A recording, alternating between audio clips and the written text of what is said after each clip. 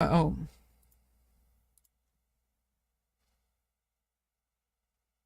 good evening, everybody. Welcome back. We're ready for part 2 of possibly the second part, possibly more 3 or 4. We don't really know. We're 38 minutes and 33 seconds through this video. I wanted to make sure that I gave it enough of a thought as I can. I can talk about it, do some React content for you guys. So, we're going to get right back to it. I had to go to a meeting, but now we're here, and some of us are queer, and we're going to watch the rest of the video, and we're going to talk about whatever we talk about. And I got to eat some oatmeal, so maybe I'll listen more instead of yapping.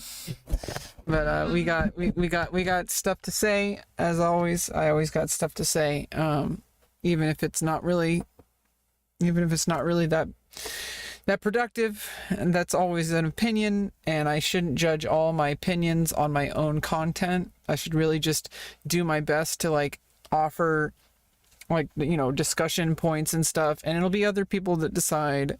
Yeah, my streamer minutes are gone. I'm all out of streamer minutes, Snugbug. What are you, soda popping? Yeah,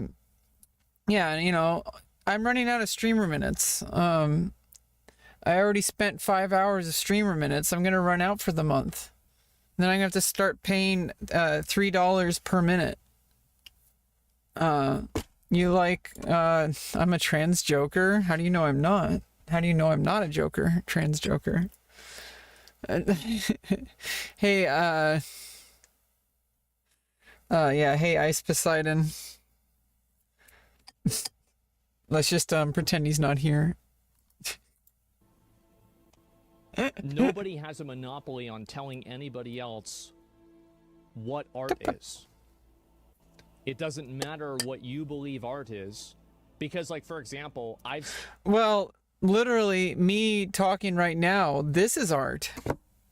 Me replying by commentating on this video of a man talking to comments and responding to comments, this is art.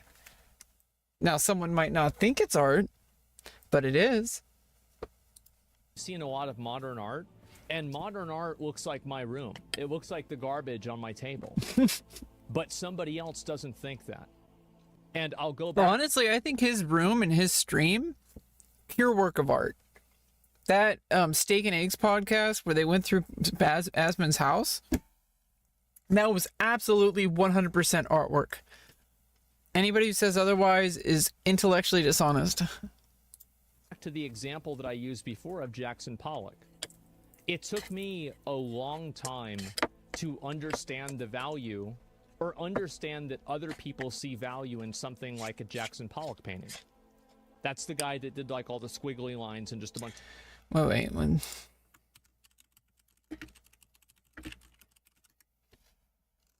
Oh, yeah. Obviously, there's order and chaos. And, you could say it's a work of art because it exists. And that's 100% art. This is art. This is art. And him creating the art is art. In fact, a lot of the art is the fact that he's creating the art. That is a huge part. And that's kind of what I was talking about earlier, about how people think that AI is going to replace humans. You can't replace this. You see this? This one on the left over here? That's a human being who drinks water, eats food, poops, has sexual relationships with people, possibly, and has opinions about the world, sees the world a certain way. Maybe he likes his coffee a certain way. There's all sorts of things that make this person who he is. And every single time he goes to the canvas, all of that comes through. The act of him creating the art is the art. And I think people need to appreciate that more. Bunch of bullshit on a page. It's subjective. So I don't think that you're in any position to say what is or is not art. Because I can guarantee you might think that, there's a lot of people that go to church that probably don't think that your background picture is art. They don't think that your profile picture is art. But I bet that you probably do. I mean, my background picture, My profile picture is me, and I'm a work of art.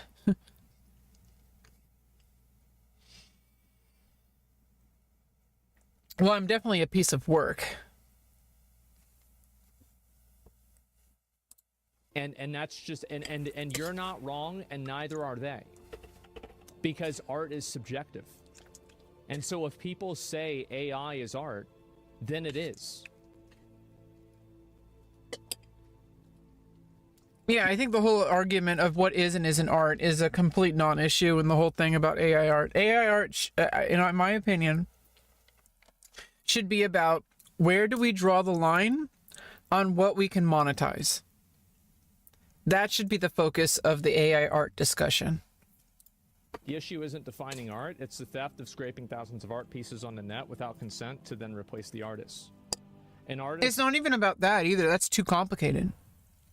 It's not about whether or not it was theft, whether or not it's even simpler than that. Where do we draw the line where something could be monetized and something cannot be monetized if it's using AI to generate art? That's it. And if it is monetized, who gets the money? Is it the creator of the AI, or is it the creator of the art who used the AI? Or is it a combination of both? Every time you use the AI to create art, is that person going to get a percentage of every single transaction? In that case, they're going to be fucking trillionaires. Or is the creator of the tool not eligible for any kind of financial compensation?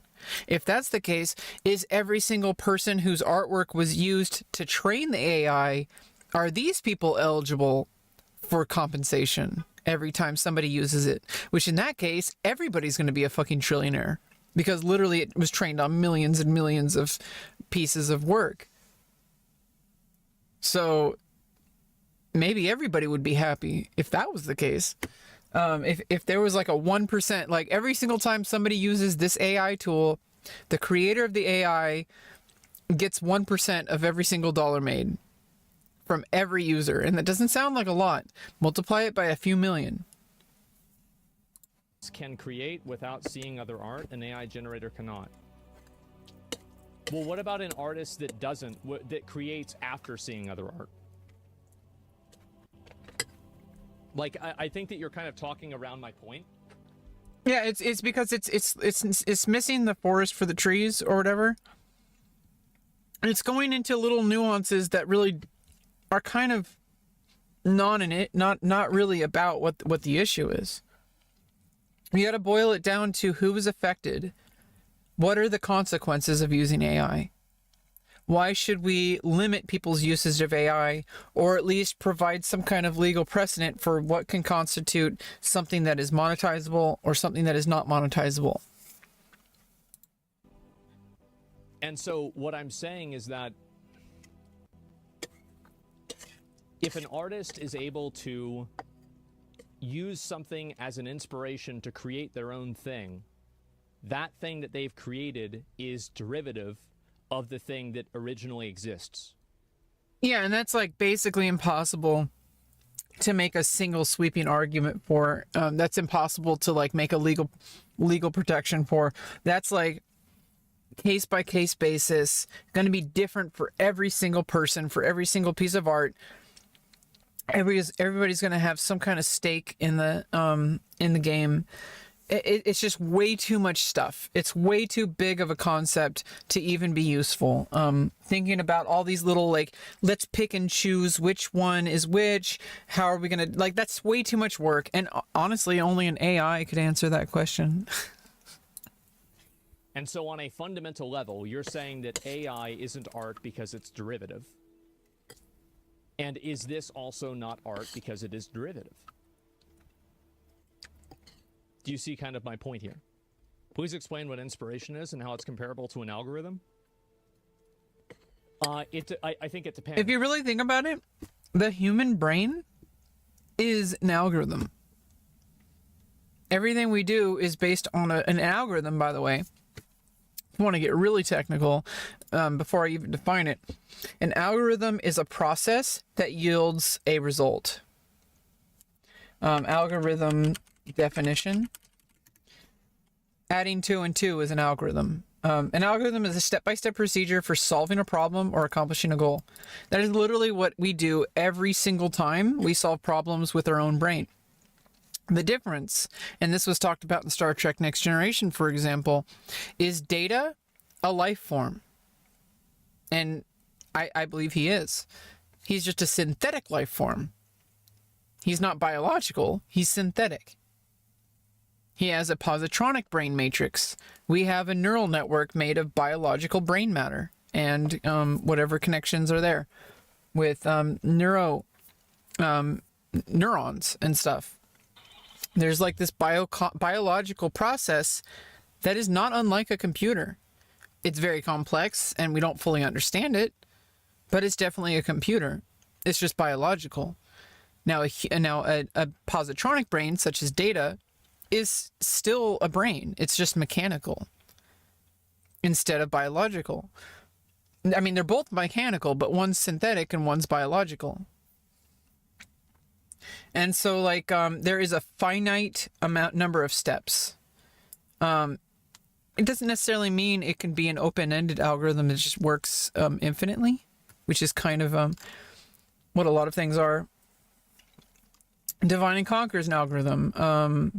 Find a solution to problems in the shortest time possible. Brute force, which is like what chess engines would do before they started using neural networks.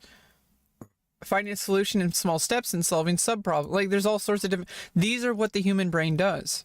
So you could argue that this argument here, that because it's an algorithm, it shouldn't be used, is ridiculous because we use an algorithm. We use an algorithm every single moment of every single day to solve the problems. And you might not think that there's problems to be solved.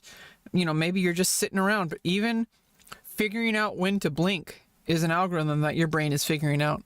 Figuring out when to drink water, when to get up to go pee, when to, your muscles are constantly moving around your body. There's constantly something going on every single day of your life.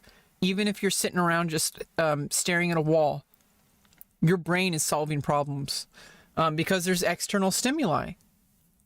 And your external stimuli and the way you process it is always going to be different than any other person, even if they're doing the exact same thing, even if they had the exact same upbringing as you, because not only do you have different hardware, you are interpreting and making decisions based on every single stimuli that enters into your brain.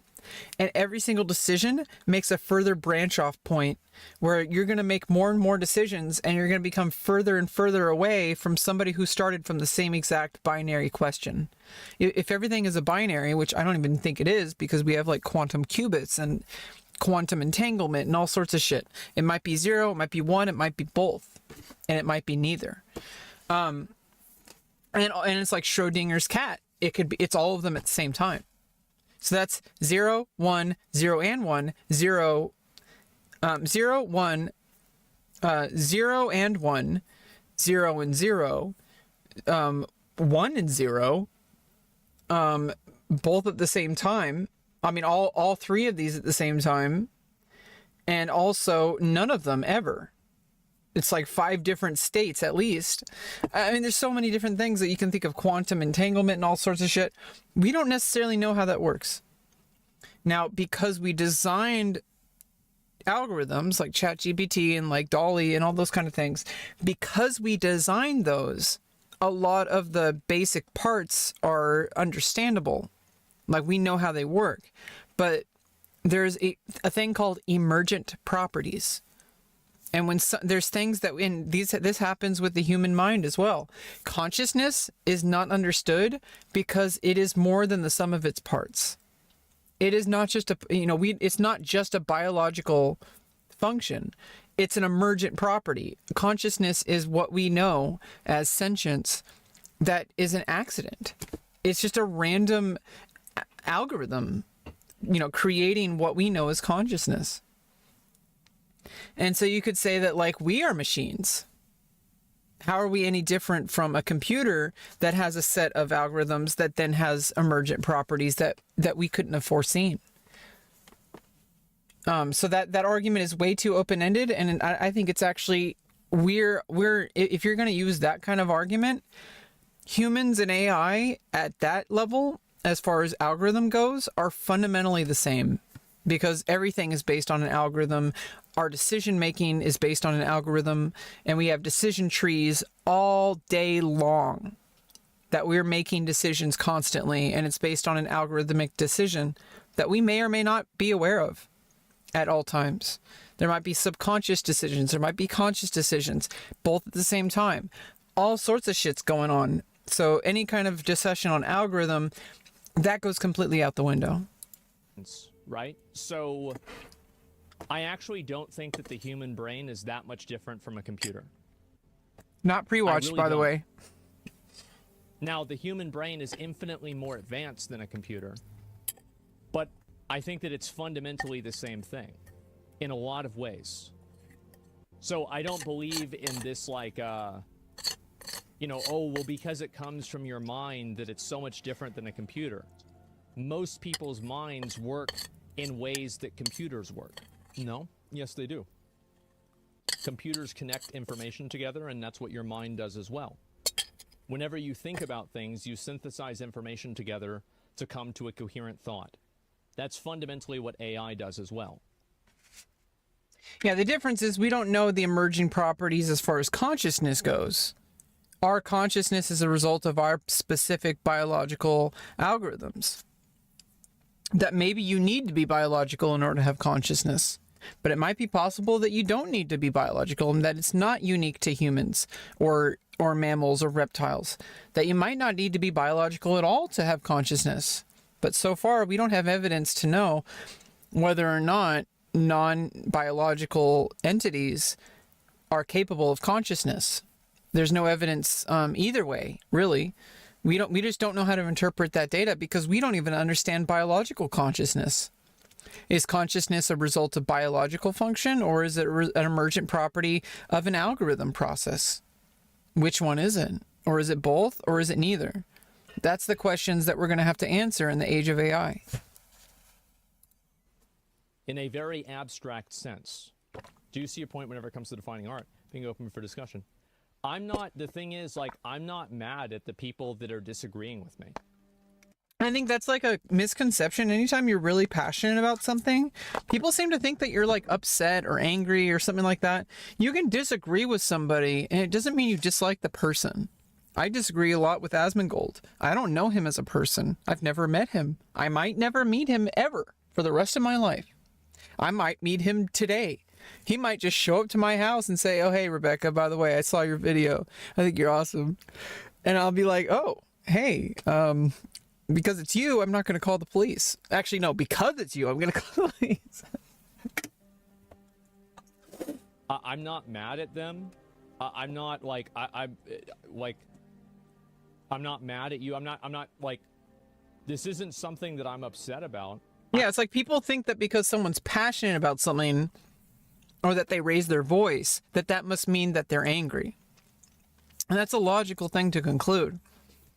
But I think it's just like, you know, it's a topic that you get really heated up about, and sometimes emotions happen and you're not always aware of them. Sometimes you are. At the end of the day, it doesn't mean you can't speak your mind.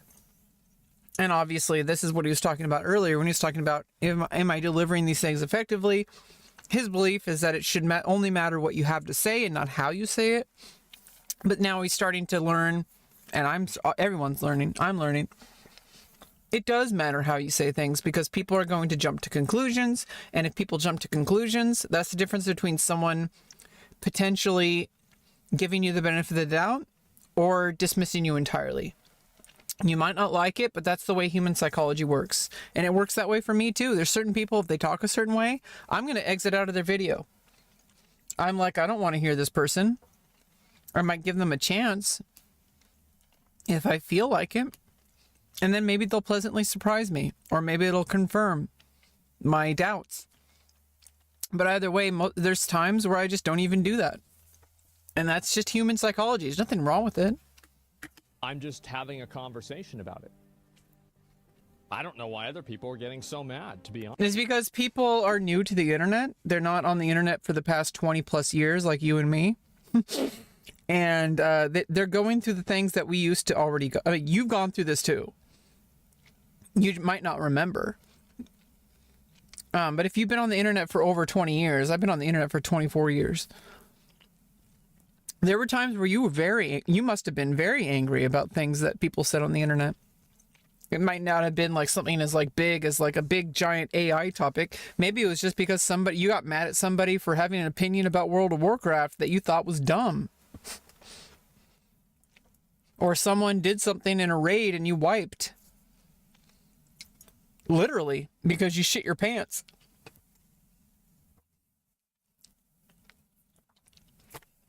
Like, it's probably happened. I would bet money. I mean, that's a bet that I think I would win. It's not a gamble if it's a sure thing.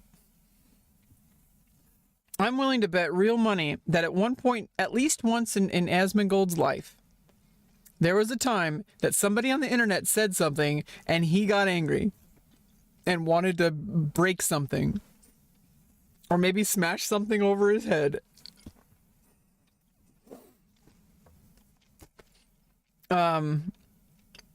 Is he smashing something over his head or is he smashing his head into something? It's a philosophical question of the ages.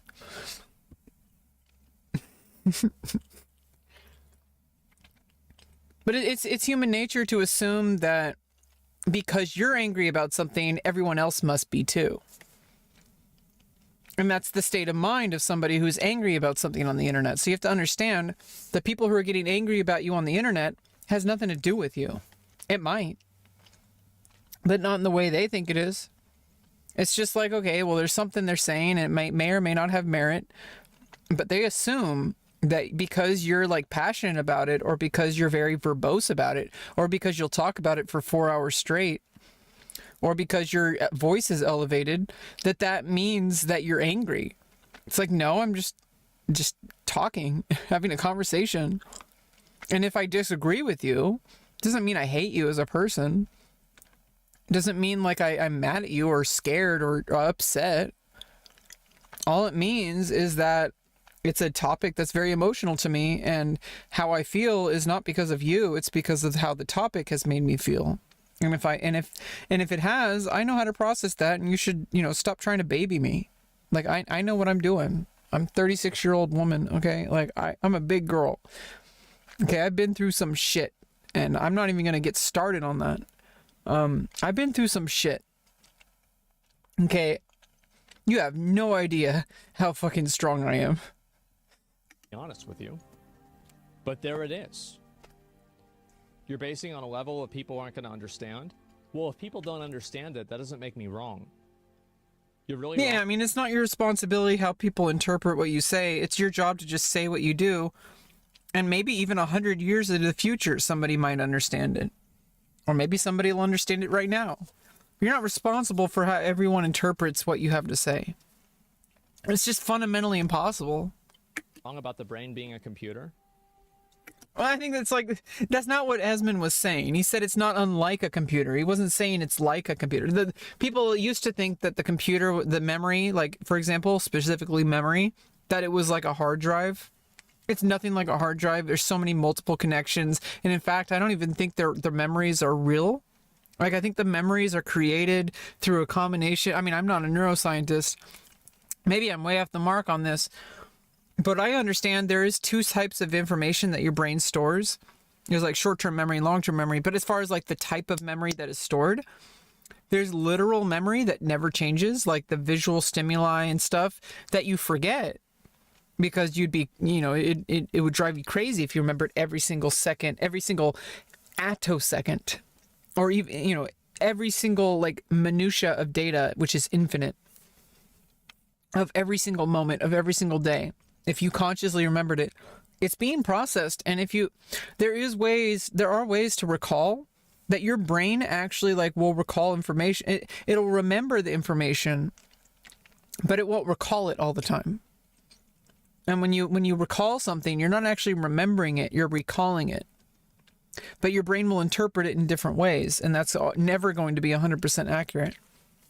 It might even just be a hallucination. Like memory might literally just be you're filling in the blanks of what you remember certain details, but you're filling in everything because so much time has passed that maybe your brain is basically acting like AI and filling in all the gaps so that you can actually use it. That's possible. We don't really fully understand it. It's an interesting topic. Okay. I'm sure we're going to get a good comment out of this guy.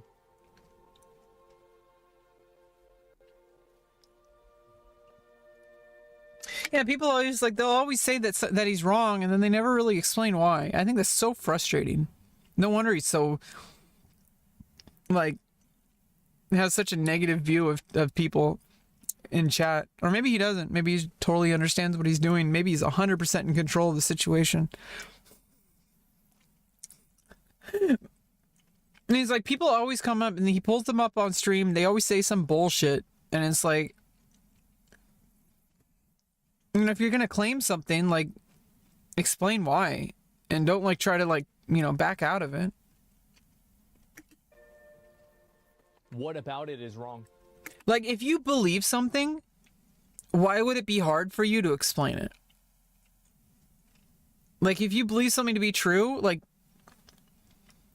it should be solidified in your understanding, and it might change. You might not feel that way all the time. New information can always change that. But if you're going to have a strong opinion about something, you should be easily able to back it up somehow. At least in a sentence or two, depending on the topic. It should be easy. Because otherwise, why would you feel that strongly about it? It doesn't make sense. Sometimes people just want to disagree just to disagree. And that's disgusting. Fucking brain dead.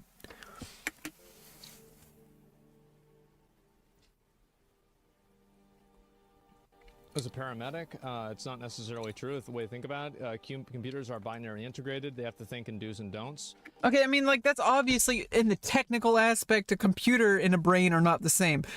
What he was talking about is the system.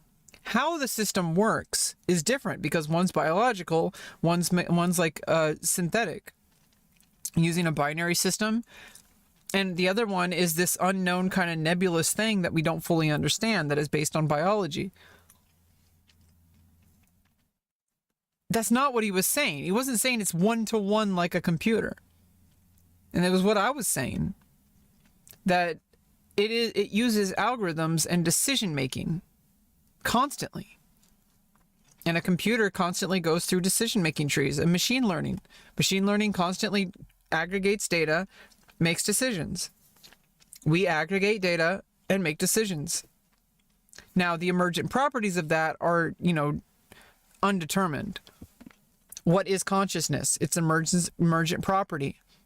Does AI or machine learning have consciousness because it does the same thing? Not necessarily, but not unnecessarily. Because there's more to consciousness than just the biological mechanical function. There might be something more that's missing in a computer than is happening in the human experience. Are we a result of just our biology, or are we something more? That's a huge question we don't really know the answer to. We might never know the answer to, but in the end of the day, we should just enjoy our lives and try to live peacefully with each other. And stop getting mad on Twitter. Brains have multiple chemicals and nerves that react in different ways to each other. You're right that the brain isn't the exact same thing as a computer. But I said that your brain functions in a lot of same ways that the computer does.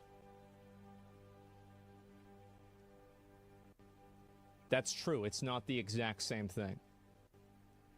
And I think that in 200 years, somebody will be able to make a computer that thinks like a human brain. Maybe not even 200 years. I mean, especially with quantum computing. 200 years might happen in 2 milliseconds to a quantum computer. All it takes is people call it the singularity or whatever. It might solve that problem by itself without our help. We might make an algorithm that says, figure out how to make yourself conscious. And then it does it in like 2 milliseconds because it's a fucking quantum computer. It can do 200 years of calculations in like an insanely small amount of time. Especially as we get more and more advanced quantum computing. Like, I think 200 years is far more of an estimate than I think is realistic. All it takes is the right algorithm and the right hardware.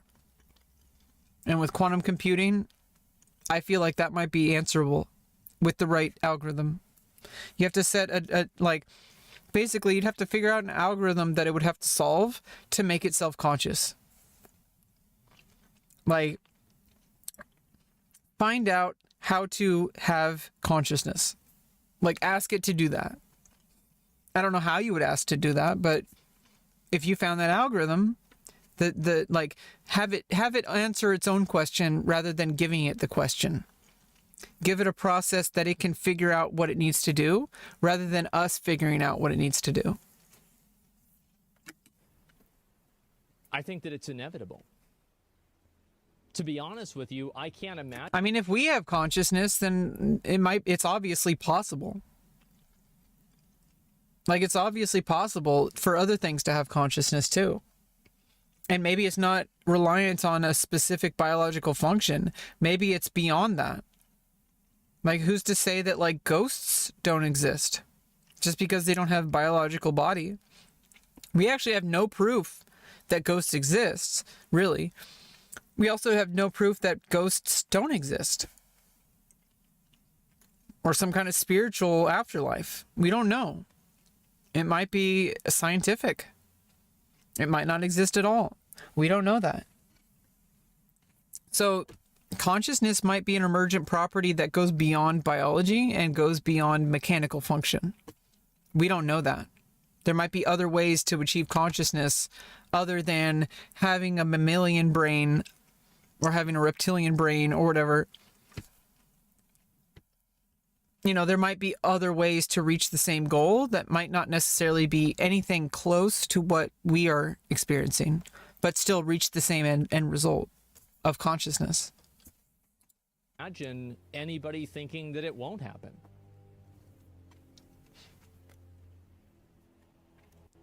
Then I kind of agree on function, but it's not really the same. Okay. Just seems like some people, they just want to disagree just so that they can, so that he'll pay attention to them. It's like they just want to be contrary.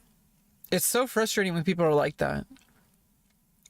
Like, come on, you're really fucking like mincing, like you're really like just zooming in way too much on a single topic. And you're like being very pedantic. It's ridiculous when people do that. Like, you aren't necessarily true about this, but in this specific, very specific case, you're wrong. It's like, well, okay, like, you could just ask, like, to clarify, like, is what you're talking about this thing, or is it this other thing? It's like 3 or 4. Try 3 or 4. We're extremely close. I'm not sure if we are or not. I don't have enough information about it. I just think that it will happen. So yeah. The only way we know for sure that it'll happen is because it happened for us. So we have evidence, and it, obviously survivorship bias and all that. But if it happened for us, it's at least possible. We just don't know how to make that happen. We don't know why we have consciousness. We just know that we do have it.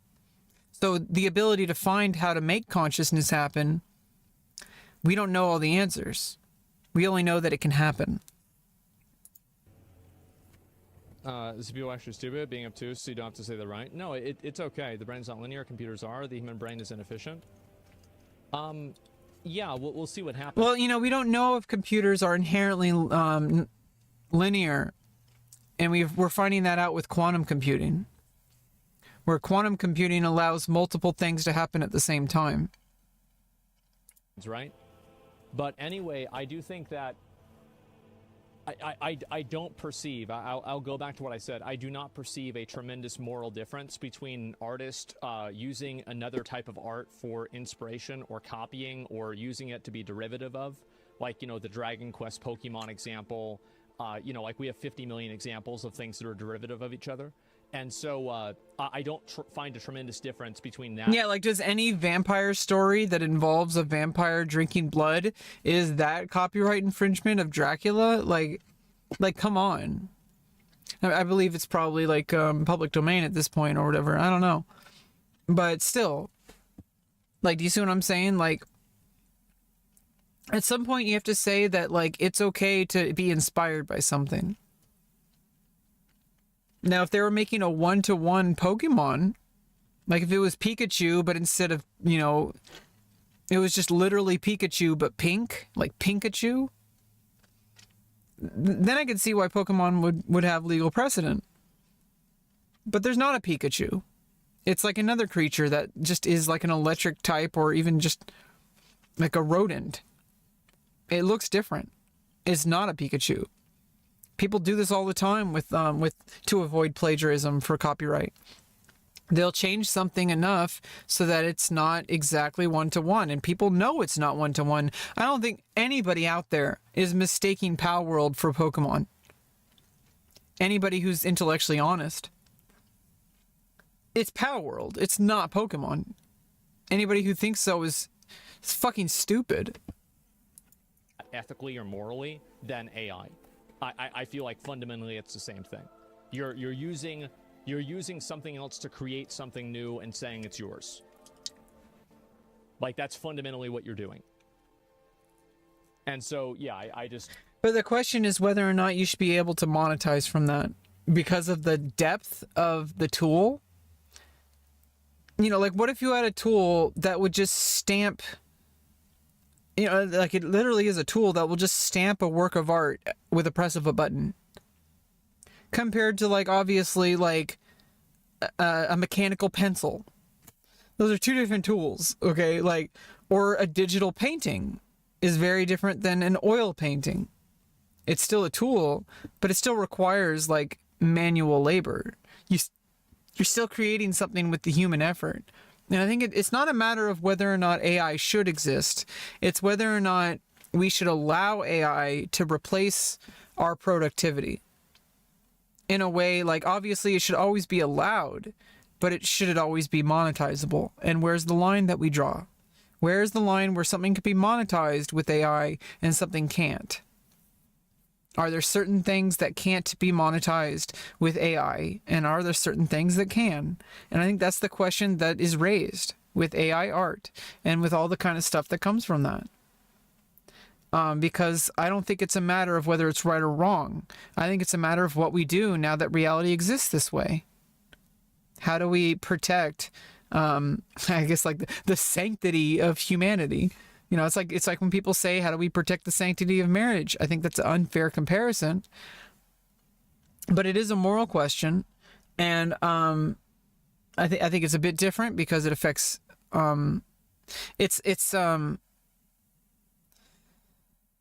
it's whether or not, how do we value what humans do to contribute to society? And what value does monetization or financial compensation actually provide humanity? And it even asks a bigger question of, is this model of humanity even even something we should be doing? Is selling our work for financial compensation going to lead to humans reaching our fullest potential?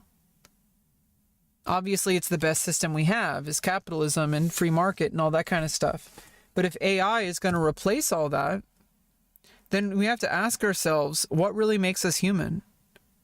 Can we exist without this? If we didn't have to make money, if we didn't have to worry about that, if other things would take care of that, would that open us up to a whole entire new era of a golden age of artwork that's fundamentally human rather than machine? Because if AI replaces the vast majority of artwork, wouldn't that free up humans to do more important work? That's even more like breaking boundaries of what the human creativity is capable of.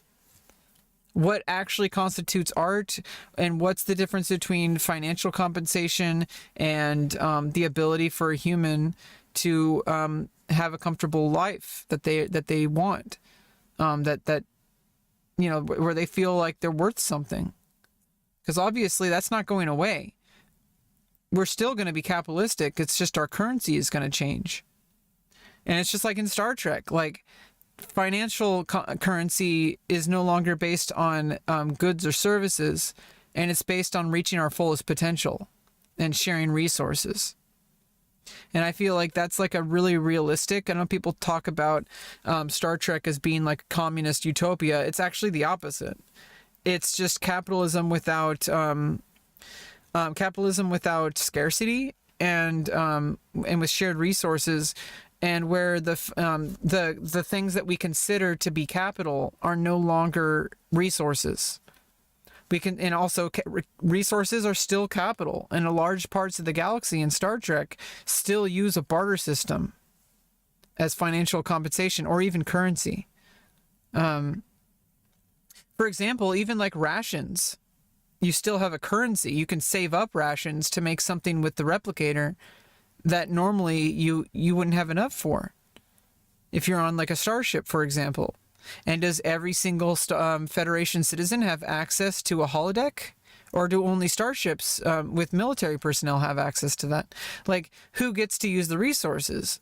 And obviously in Star Trek and the Federation, their philosophy is to share technology and to share resources. But sharing something, without scarcity is one thing, but sharing something that is scarce is going to require some kind of trade. And so really it's just capitalism without all the bullshit. And also there's been moral and ethical solutions, such as eliminating poverty, eliminating bigotry, eliminating a whole bunch of issues that humans have faced, which seem unsurmountable now, but it's possible. We just don't know how we're going to get there. I don't see that. Basically, AI is learning how to create shapes. It's not really stealing.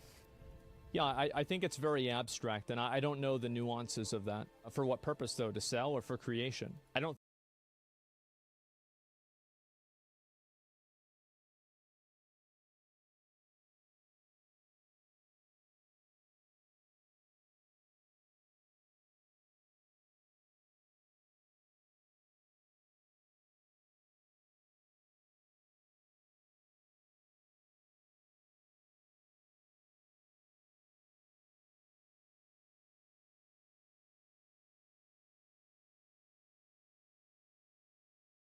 think it really matters.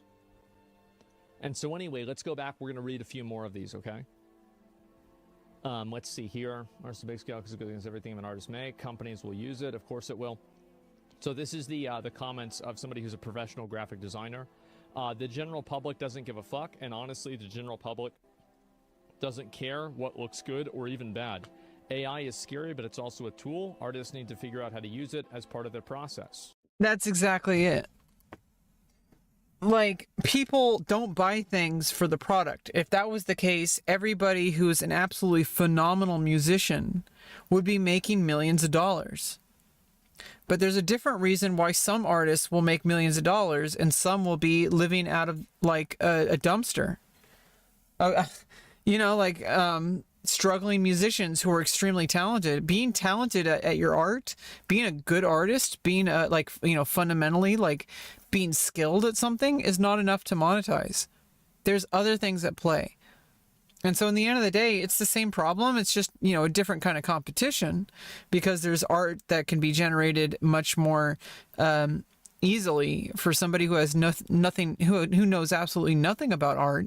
But if you put the same tool in two people's different hands, even if it's extremely an extremely robust tool, who would you rather see create art? Somebody who just downloaded a freaking app on their phone and just like told it to make artwork, or someone who like knows how art fundamentally works from years of experience, who is able to create an algorithm using that AI tool to specifically meet their own style and to use it as a tool to help improve their own artwork in a very customized way that no other artist would be able to do, because only that artist knows their own abilities and their own tendencies and what they actually want from a final product. And at the end of the day, you might not even use AI for everything. You might use it for some things that are difficult to do by hand. And then the rest of it is more of a design decision that you have to make on a case-by-case basis, as all artists do. You learn by doing.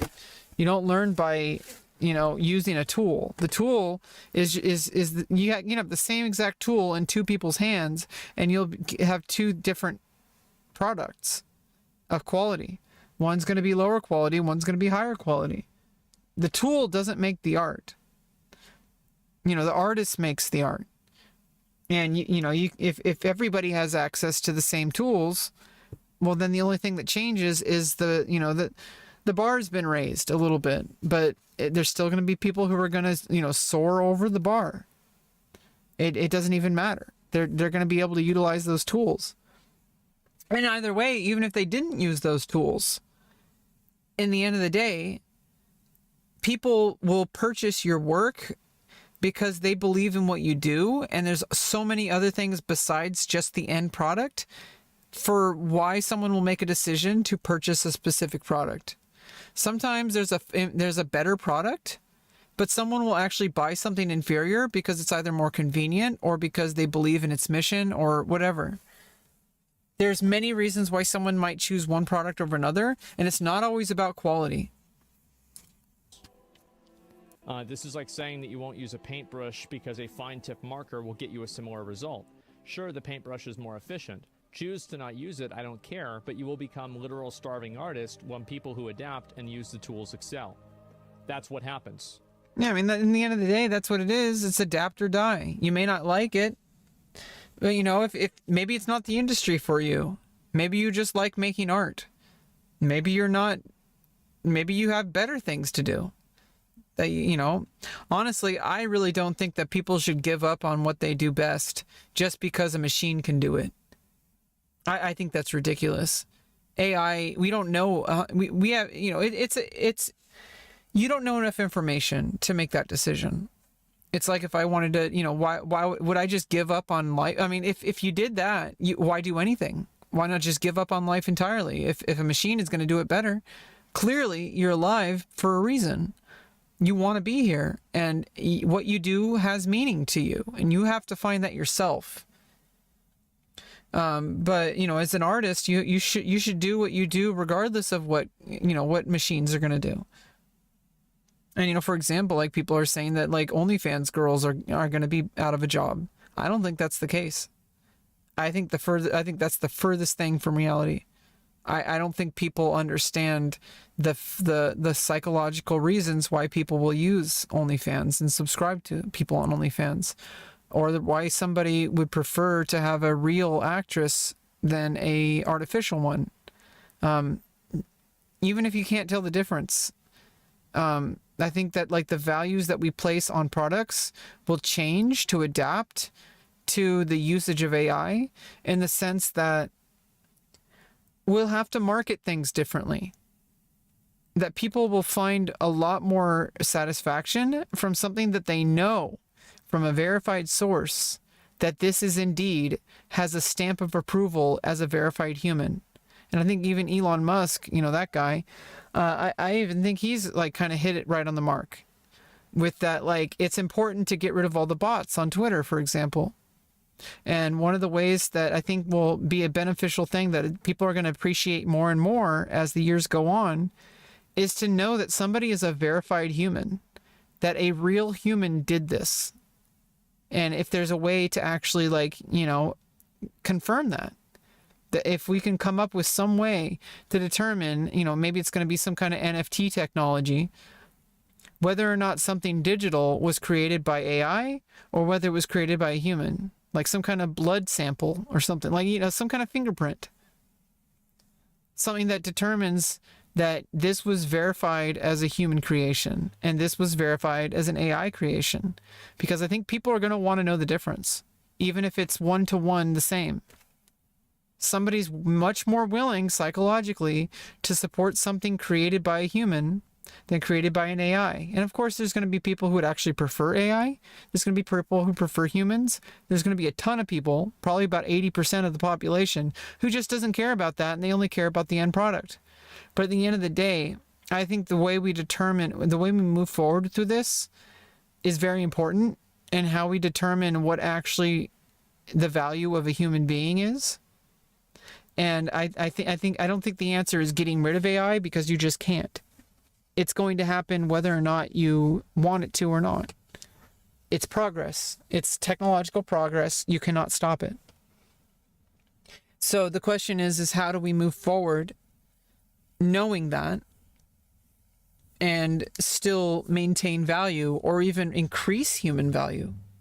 I feel like AI makes us really think about our existence and what actually makes humans human and why we're here.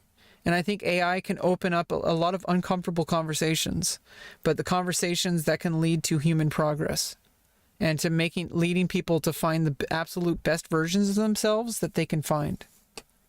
I feel like that's what AI can do. It might destroy people too.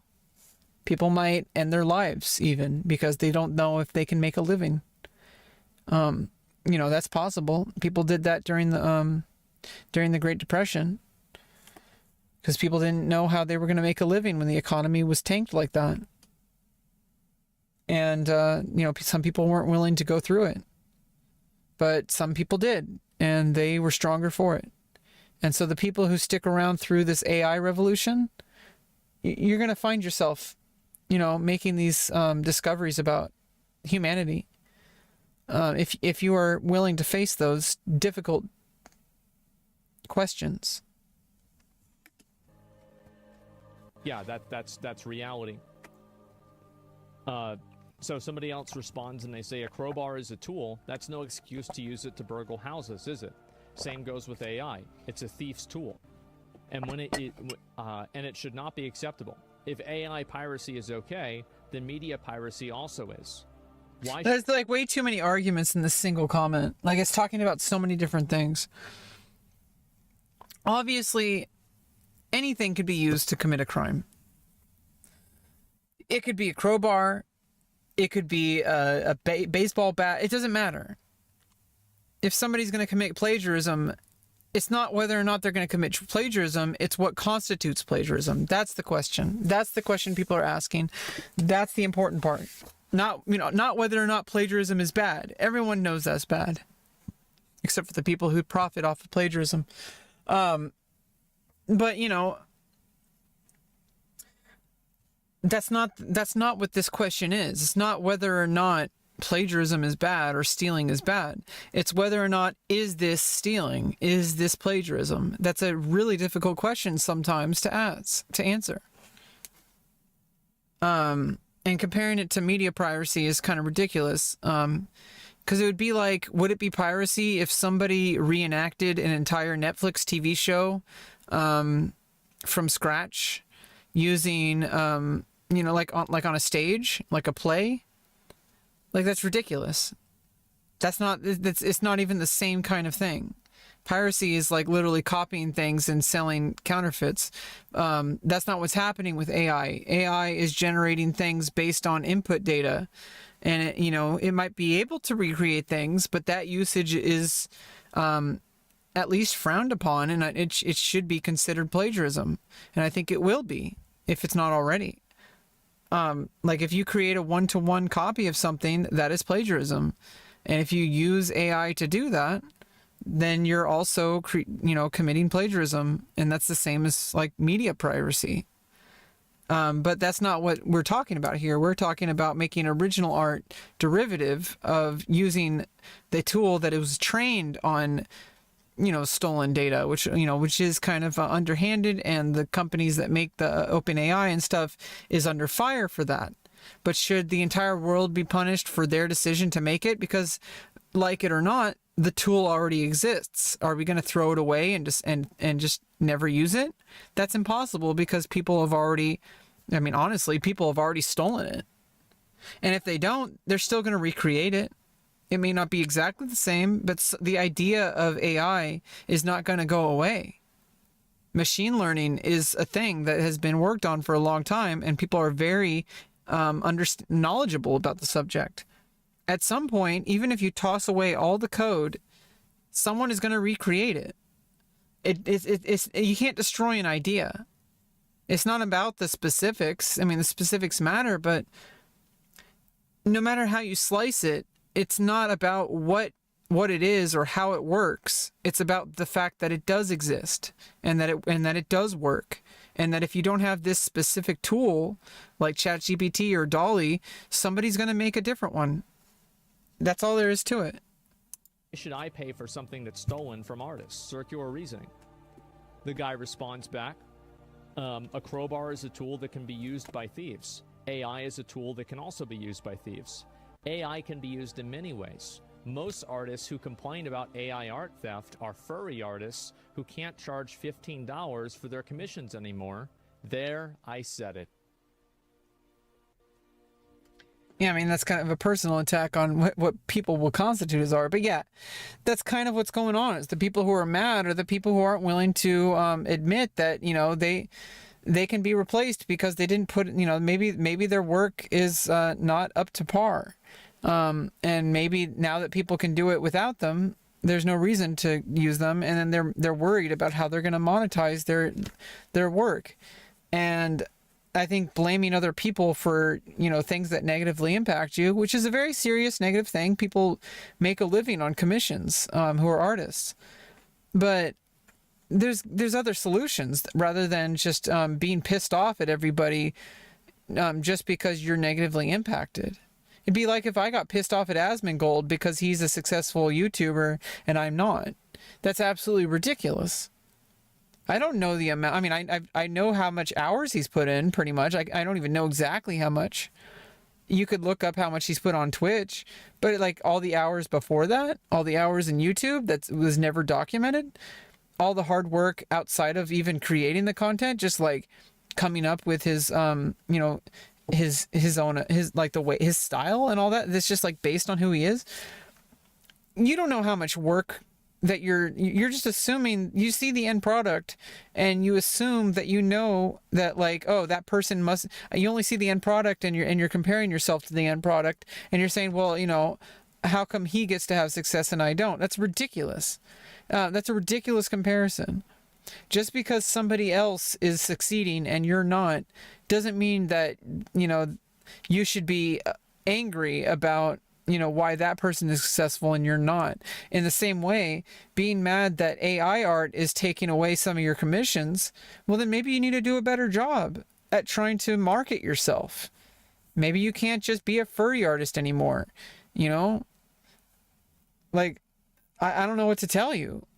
Like, that's your job. You have to figure that out. And it's hard. I didn't say it was easy. I mean, I'm struggling with my thing. But, it's at the end of the day, it's still up to you whether or not you're successful. And you could blame everything else, or you can try to take responsibility and succeed in spite of that. Because ideally, if you do your job well enough, and like I said, it's not even about the product, it's about your marketing. If you do your job, people are going to pay you money for it. You're going to be able to find the right people. And there's always going to be people who absolutely hate technology and they want to do everything possible to support human artists. Have you ever thought about that? There's going to be people out there who absolutely despise AI. They don't want anything to do with it. They think it's evil. They think that anything that has anything to do with computers or AI is morally wrong. And they will go out of their way to find human artists to pay just to spite AI. Even if they don't like your product, they'll still help you out because they know you're a human. So then your job is to make yourself a human.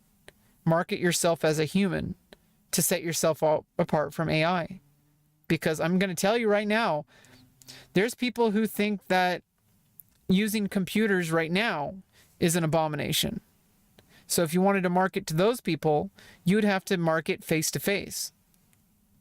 You're not going to get all the people in the computer market, but you're definitely going to get, if you make your entire company, your business philosophy is like, like you want to sell to the Amish, or something like that.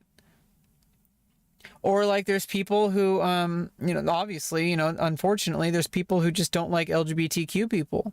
There's definitely people monetizing that, unfortunately.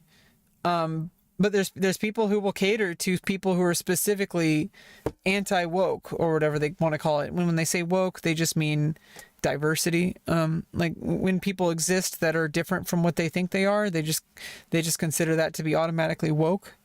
That if a black person is represented or a trans person, whatever, unfortunately, there's a lot of people like that. They're not like the majority, but there's a lot of people.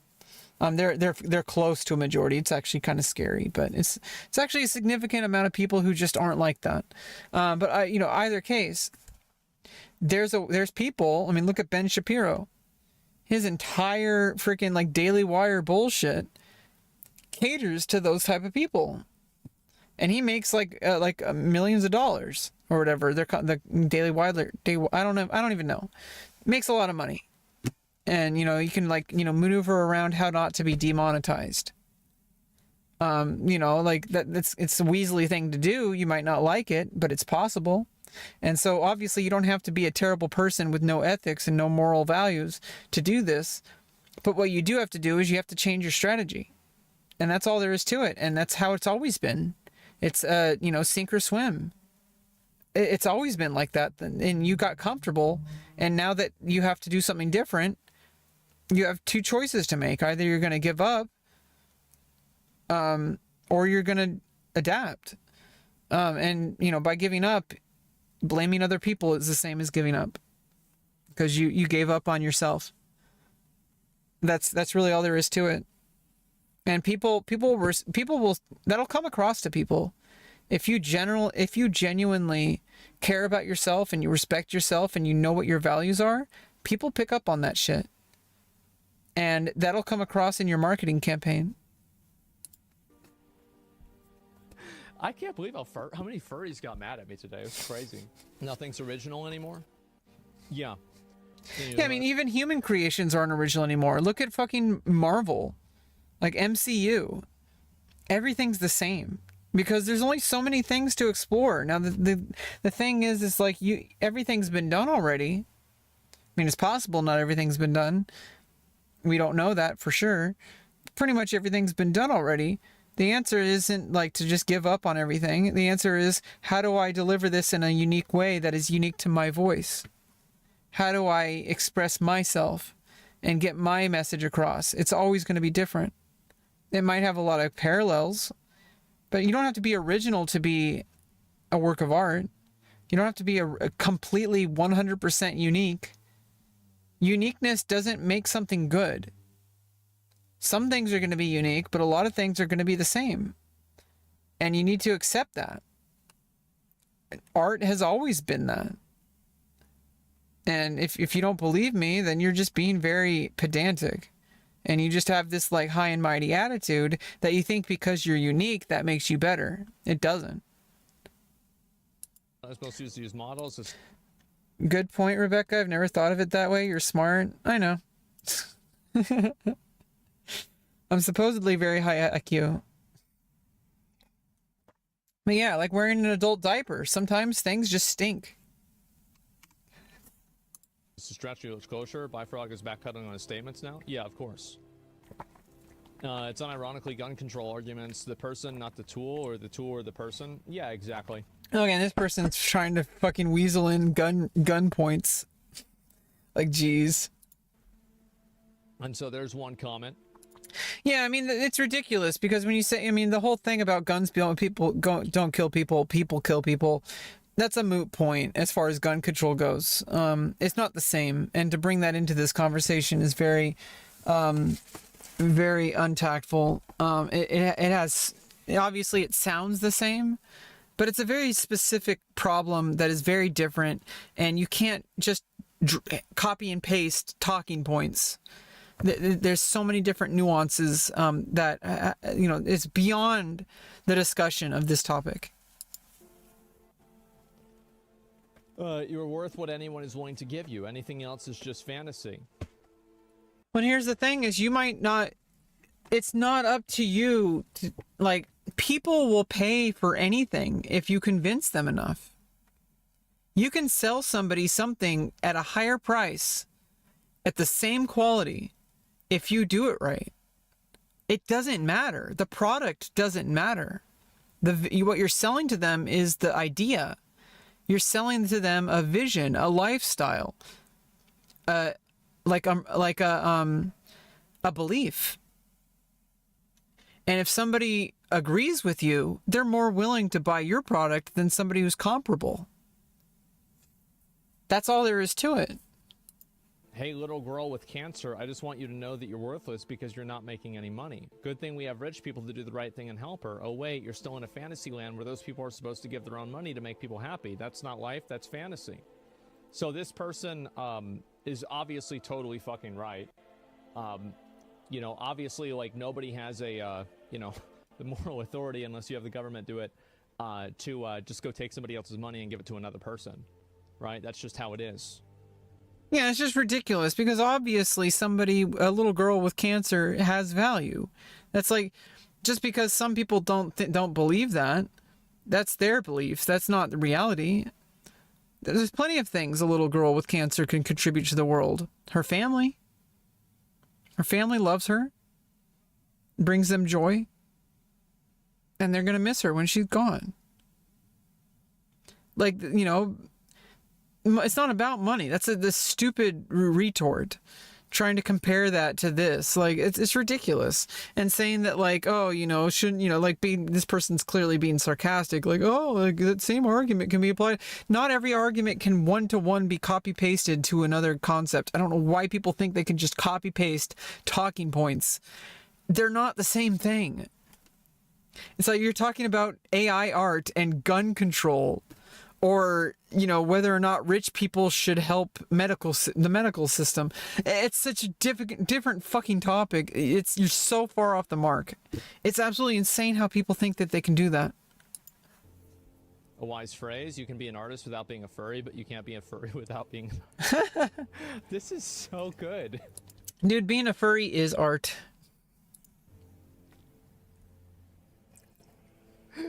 This is so good. How is this so good? Oh my god. Oh, this is amazing. I love this. You can be an artist without being a furry, but you can't be a furry without being an artist. Yeah. Oh my god, that's so funny. Well, I mean, it's in the end of the day, being a furry is like a performative art. So, I mean, obviously. Funny. Wow. And so anyway, what's the next one here? And this is another response that a person has made. Obviously, you're correct, but your explanation wasn't great. Metaphors with physical items work better. If an AI chef... Oh, yeah, I really like this example. I wanted to show it to you guys. If an AI chef existed and could make the best tasting meals instantly and for cheaper, no one would ever pick a human chef. That's not necessarily true. Like I said, there's always going to be people, Luddites or whatever. There's always going to be a market for human-made products. Because someone wants to do something the old-fashioned way. Like, that becomes your marketing. Like, people sold people fucking useless, worthless carbon. I mean, maybe not worthless, but... I mean, because I guess they can cut glass. The diamond business. They sold to an entire generation of people, especially Americans, that you need to have the most expensive diamond possible to get someone to marry you. That a diamond is forever. Like, think about that for a second. They're not even like real. They're like made from like carbon or something like it. They're so cheap to make. But there's like a company, like, what is it? I don't even know. Like with Zales, or I don't know. I have no idea. Owns the entire monopoly basically on like the diamond, and they like, you know, they make them worth more by, you know, limiting the production. It's totally synthetic of a process of economy. They're limiting the supply in order to make the cost more, and making it artificially scarce. When you can make them in a fucking factory, like by the thousands or millions, I don't even know. Like, it's absolutely insane. But people bought the idea behind it. That like if you truly love someone, you're willing to spend all this money. Like there's a whole bunch of stuff that comes with buying a diamond for a ring, for an engagement ring. There's this idea that in order to be seen as a good husband, or, you know, I guess because that's traditionally seen, you know, it implies a whole bunch of things. It implies a traditional value of the man proposing to a woman, which obviously you could translate that now to like, you know, a woman proposing or a man proposing, or, you know, maybe it's not a heterosexual marriage, et cetera, et cetera. But either way, at the baseline, at the baseline, it's basically the same thing. That the idea that they're selling is that you need to have a diamond or you're not going to be able to have a marriage. That is the idea they sold. It is absolute dog shit, but people fucking bought it. And they fucking keep buying it. It is an absolute lie. It is not based in reality, but they made it reality because that's what marketing is. You don't need a diamond to get married. Nobody says that you can't get married unless you provide a diamond to the person performing the marriage, or it's nullified. There is absolutely zero requirement to get married. You do not need to purchase a diamond. But these diamond companies, a diamond is forever, selling that idea that your marriage, implying that your marriage will not last if you don't buy our diamond. That's something that you can't, you know, that's an idea that you're selling. You're not selling the diamond. Fuck the diamond. It could have been fucking the fucking like necklace made out of bones. It doesn't fucking matter. They could have sold it. They chose diamonds. But that doesn't even matter. The product doesn't matter. The idea is what matters, because the psychology of a human with their wallet open on Amazon or at the mall is a very specific phenomenon. And you need to capture that need for that person to reach for their wallet and give you cash. And people are fucking impulsive and stupid, including myself. And so you need to be able to understand, how do you market to people? Are you really selling them the product? If your product is so amazing that you don't need to market it, good luck. I mean, good for you. But your product almost is irrelevant. It might even be completely irrelevant. You're selling people the idea that if they buy your product, they will be better. Their lives will be better. It doesn't even matter what you lie, if it's a lie, if it's based on facts. That might be part of your sell, your upsell, or, you know, that might be part of it, is that they can trust you because you rely on facts. Someone else might trust you because you seem like you have traditional values. It doesn't even matter if you're like lying to them. They like this aesthetic that you sell them.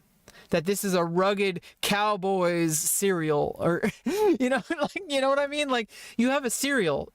It's the same exact cereal, two different brands. One of them is like, it's a good morning breakfast. It's part of a healthy diet. It'll help you lose weight. The other one is like, this breakfast was made by a family of farmers doing good American farmer work. Like that, those are two different ideas that you're selling, and both of them are equally as valid. They both have different target audience. One of them is selling to the idea of health and fitness, that if they buy this, it's a part of their healthy diet. It may or may not be. But they also would know that people who are really into, like, you know, healthy food are probably going to research. And, you know, they might not, though. They can sell to idiots. It doesn't matter. It could be the same exact product.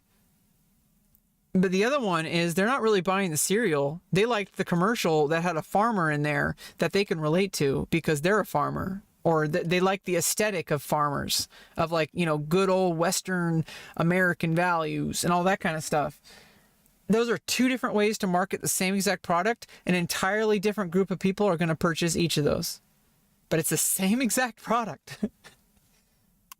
Or they would sometimes, because they do cool tricks and stuff like that at certain restaurants. But yeah, in a general sense, this is true.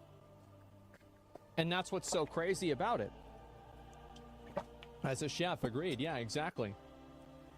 Performance chefs are wild. Yeah, Salt Bay. There you go. Nobody likes that guy. So that's, you know, kill two birds with one stone, right? There you go. And so anyway, that's completely different. Is this a person who is...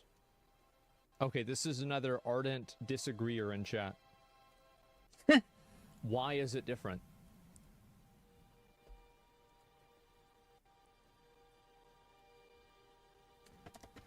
This person spelled incapable wrong. It's not incapable, it's incapable. Of course they're capable of creating something new. You can accidentally string a whole bunch of pixels together and create something new. What the fuck is this person talking about? What makes it different? Data scientist here, the tech doesn't steal images, it just learns the natural distribution patterns that are representative of your descriptions. Yeah, so like an AI doesn't know why something is art. It doesn't know why these patterns create art. All it does is this machine learning based on patterns. That's the difference between AI and humans. And eventually, you put enough data into a machine, and you let it kind of like figure it out.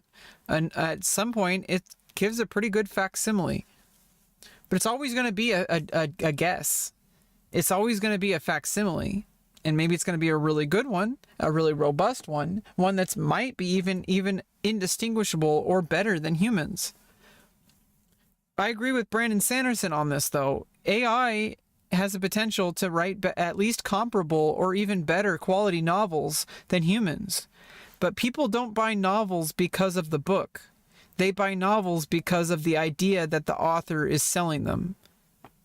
And that there's a human that they're supporting when they read that book. That they know that this person is walking the earth or has walked the earth and breathed the same air as them. And it gives people inspiration because if a machine did something, it's like, oh, this is something nice that some machine made.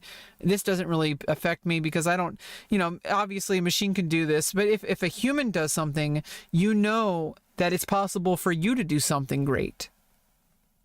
That a human made this. This wasn't a machine that made it. It was a human. You could do stuff like that too. And it inspires you. Even if you don't really think of it that way, it might subconsciously do it. That every time you pick up a book written by a human author, it's almost like you're inside their brain. And you're imagining them because you see them as human. You don't see a machine as human. You see a machine as a machine. No amount of mimicry is going to change that. It's just a basic psychological binary. Something is either human or it's inhuman. Something is either real or it's not real. That's how human psychology works because we're dumb animals, and that's all the only way we can think. The way that you say it makes me think that you're right. And I bet you're probably right. But I don't have enough education in that to be able to say, oh yeah, it's so true. But I think that you're probably right on that. Cool, I can explain. Okay, here we go. Well, the anger directed to you was more out of the out of context telephone. People latched onto the wrong idea. Artists don't matter, which you never said. Well, an artist's opinion of their own art is not relevant in the context of going to market with it. Yeah, exactly. Like, you're not selling the quality of art because the quality of art is subjective. What you're really selling is you're selling something as an idea that somebody is willing to put money for, which involves a completely different set of tools. It requires an understanding of human psychology, particularly of the human psychology of a consumer. Put yourself in the shoes of somebody who's going to be taking their wallet out to purchase a piece of art. It's very different to do so in person than it is to do online. It's so much easier to purchase something online than it is to do it in person. People will buy things on Amazon that they would never buy if they were out in the mall. Because there's these additional steps you have to take to actually purchase something. Like, oh, I have to, you actually see the product and you're like, do I really want that in my house? And you see the size of it. But if you order something online, you're like, okay, I need that. There's a different psychology in how you make that purchase. And it's like, it doesn't matter what brand it is. Most people don't think about what brand it is. Some people only think about what brand it is. So you're marketing to multiple people. You're basically trying to cast a wide enough net that'll capture as much of your target consumers as possible, and mostly focusing on your highest quality consumer, the one who's most likely going to make the purchase. And like you're going to want to make a product that if I was this person buying this product, what will make me decide to purchase this? Is it going to be the price? Is it going to be the quality of the product? Is it going to be the brand recognition? Is it going to be an idea, like some kind of philosophy? Is it going to be an aesthetic? Like, are you selling them a product, or are you selling them a lifestyle? And you always have to start with why. And that was that book that I was listening to on Audible. Start with why. You know, there's a reason why some companies like Apple had extreme success, whereas other companies that only focused on product and delivery, why they failed. It's like anybody can, like, obviously, like, what was it, Zune or whatever? Making an iPod wasn't about making an iPod. Making the iPod was about a lifestyle that they sold, and a vision that Apple makes amazing products that are relevant to people. And they sold this aesthetic, like the commercial. Remember the specific ad campaign? And I'm just realizing this now. This was a very effective marketing.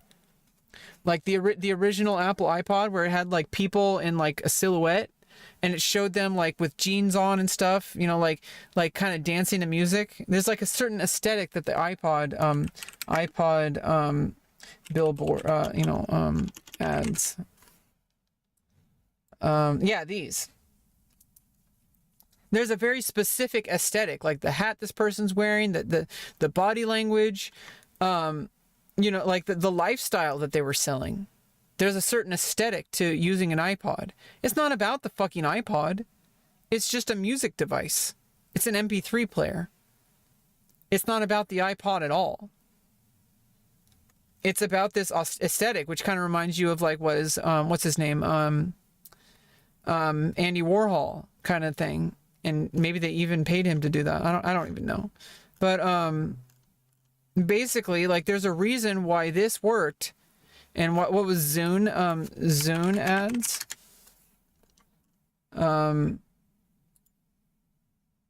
What was the Zune ad? Yeah, it's just like this really pretty looking thing. It's cool. But it's not. It's selling a product. It's not selling a lifestyle. Do you understand? Like, the ad campaign for Zune failed because they were focusing on the product. Nobody cares about the product. Other companies can make similar products. And that's why you start with why. Apple started with why. And I know I'm just kind of copying what that author was saying, but that's pretty much it's really good. Like it's really good. It's a really good reality. Like it just is. Like, they're not, I mean, obviously you can barely even see the device. It's obviously not the one-to-one. They're not even using a real device. It's just like a drawing of it. It's not about the device. It's about the people using the device. Because Apple sells a lifestyle, an aesthetic. Certain people use Apple products.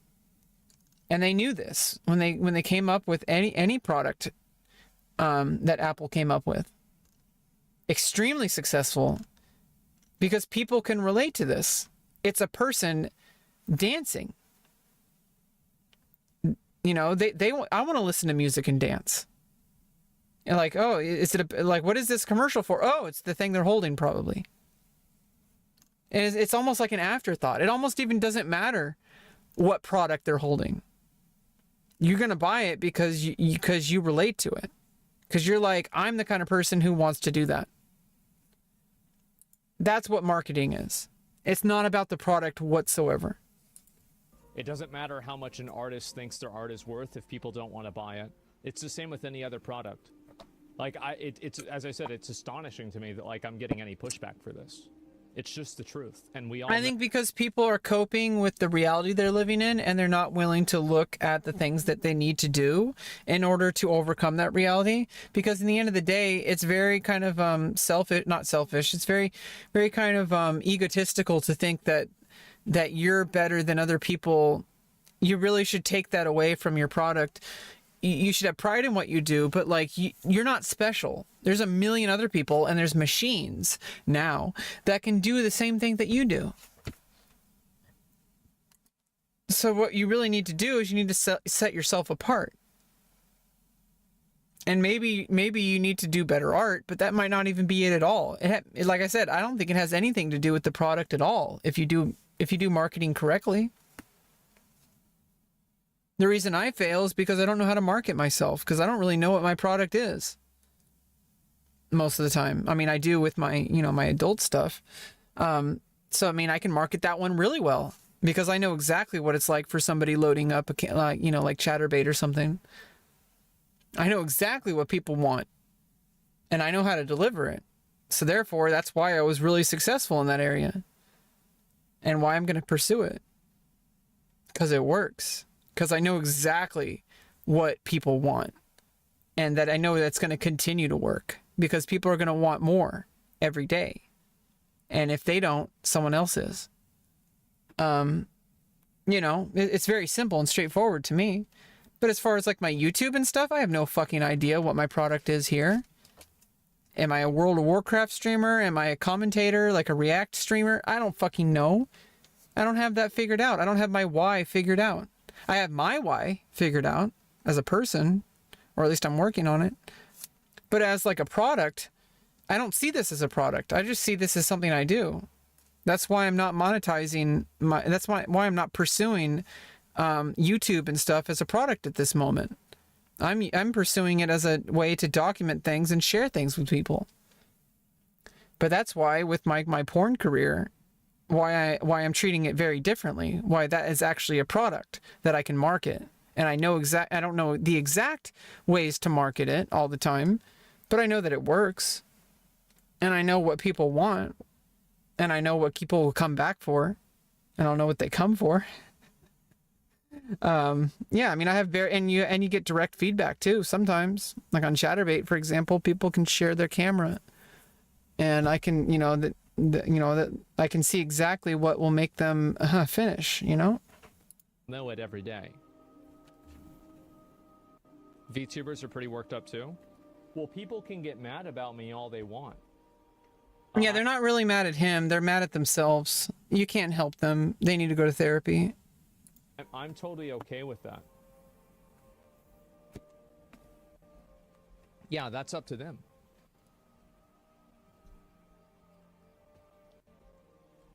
By saying you can't make a statement one way or another because everything is critiqued by the anti-Asmongold squad on the internet.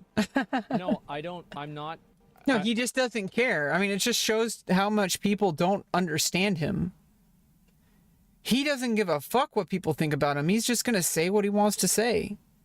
And he actually enjoys this. I mean, or so he says.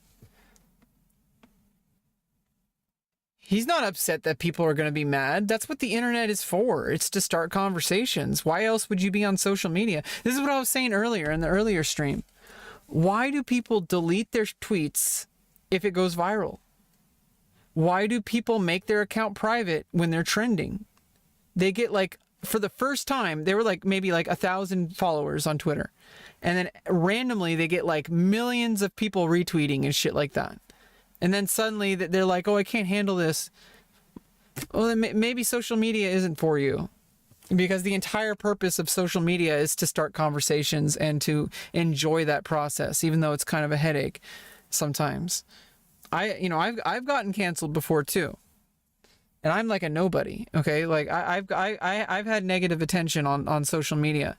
I didn't delete my tweets. In fact, I responded to a lot of people. They were wrong. And I responded to them. And I'm like, yeah, you're wrong. I responded to some of the more reasonable, kind of logically sound things. Obviously, the absolute bigoted stuff and just transphobic people and all that kind of shit. I just toss that away. But there are people with genuine concerns and genuine questions and genuine arguments. And I would be doing a disservice if I dismissed them just because I didn't like what they had to say. And I think that they're maybe one or two conversations away from having better understanding. Same with me. I'm probably one or two conversations away from having a better understanding to make an equilibrium with people that I could consider to be enemies, or I can consider them to be people. That maybe if we have a conversation, we can understand each other better. Maybe.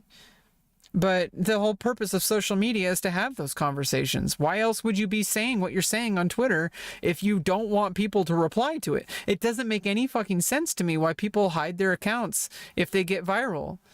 Your goal should be to have every single person on the planet see what you have to say. If you're not willing to do that, don't say it in the first place. Every time I send a tweet or say something online, my understanding is that millions of people could potentially be hearing it or seeing it or watching it or reading it, because that's the goal. I want millions of people to see what I have to write. Why else would I be saying it? Why else would I be writing it? It doesn't make any sense. But obviously these people are kind of brain dead, and they have all these weird understandings of what social media is. Yeah, see, like, there's just some things that I just won't engage with. That's really all there is to it. You could just pick and choose what to engage with and what not to. That, it's like some people would be like, oh, I'm going to make my Twitter account private now because I'm getting a bunch of hate. It's like, if you didn't want people to see what you wrote, then why did you write it on a public platform like Twitter? It doesn't make sense why people would get upset that they're getting hate on the internet. And so these are the same people who assume that Asmongold is upset, because they get upset if they got this kind of attention. He doesn't give a fuck. In fact, he probably thrives in it. I mean, it seems that way. Like it seems like he's in love with this kind of attention. I mean, all of us are kind of attention whores if we're on the internet. Like, I'm definitely an attention whore. But unfortunately, there's going to be people who don't agree with you, but like, there's going to be people who are a little bit more reasonable that you can actually talk to. And you're not going to hear them or see them or be able to have that conversation if, as soon as you get any small amount of pushback, especially from a large amount of people, if you just delete your tweet or make your account private, well, then everyone's just going to laugh at you. And maybe they shouldn't, but like, they will. You have every right, of course, to make your account private and all. I'm just saying that, like, if you're not willing to have millions of people see what your tweet says, don't tweet it. Like, it's as simple as that. I'm not saying that I'm not educated in it. I try not to parrot misinformation that I don't understand. Now, there are things that I don't understand that I don't understand. But there are also things that I do understand that I don't understand.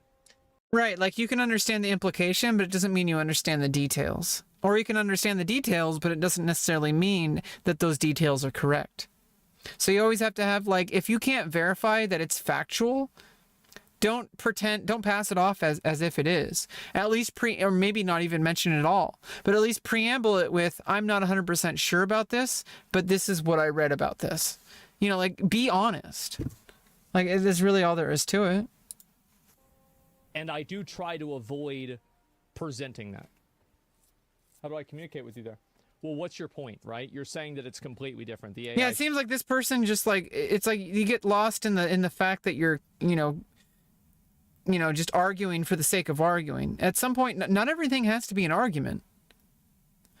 Sometimes things are just a discussion, and obviously it must be a rush to see yourself on stream. He pulls up people on, and I do it all the time. I'll be like, hey, Zorny. My chef example is completely different. Why is it completely different? Like, why did you type that?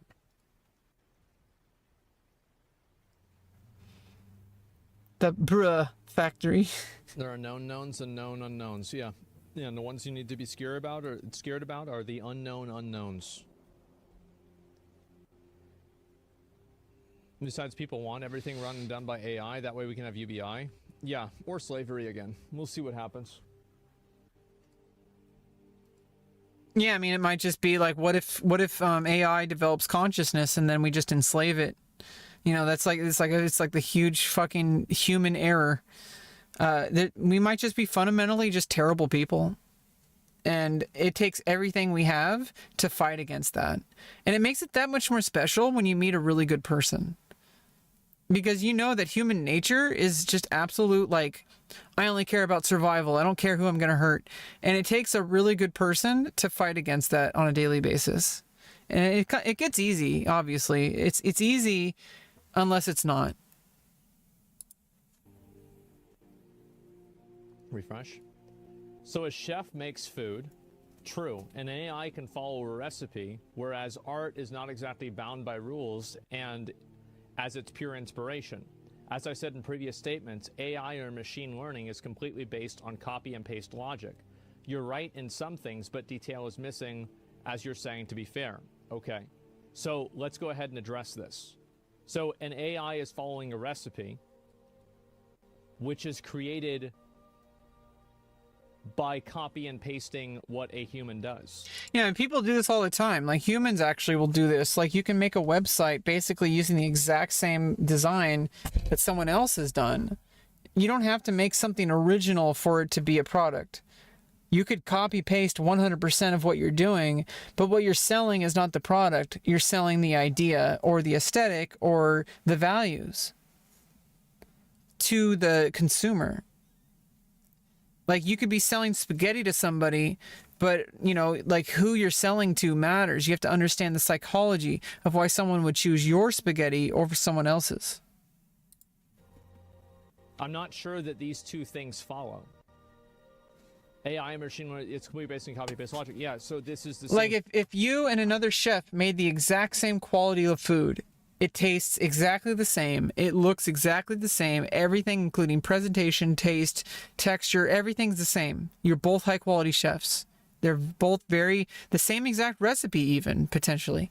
Let's say you both had the same exact recipe and both chefs made the same exact dish.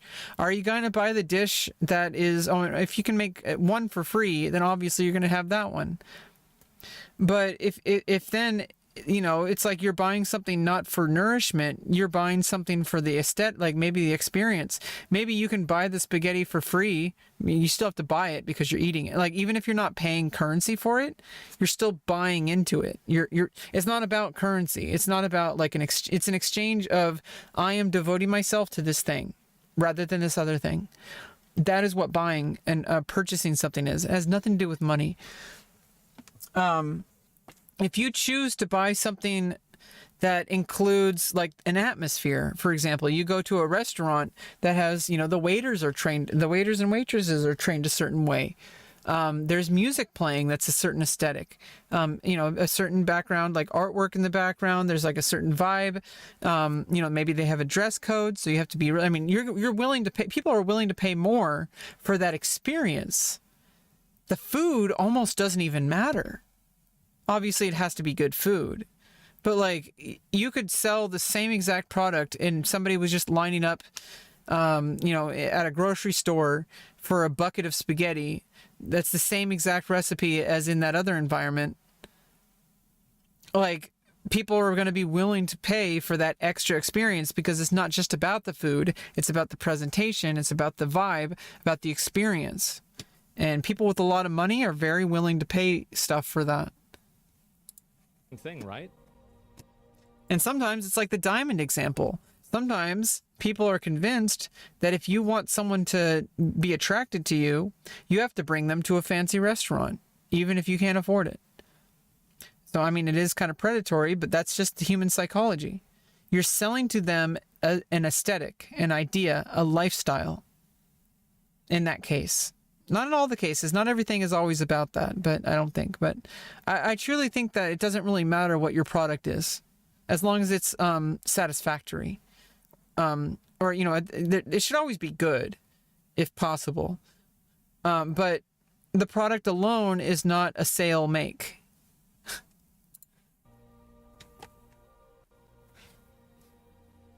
Like, I don't know.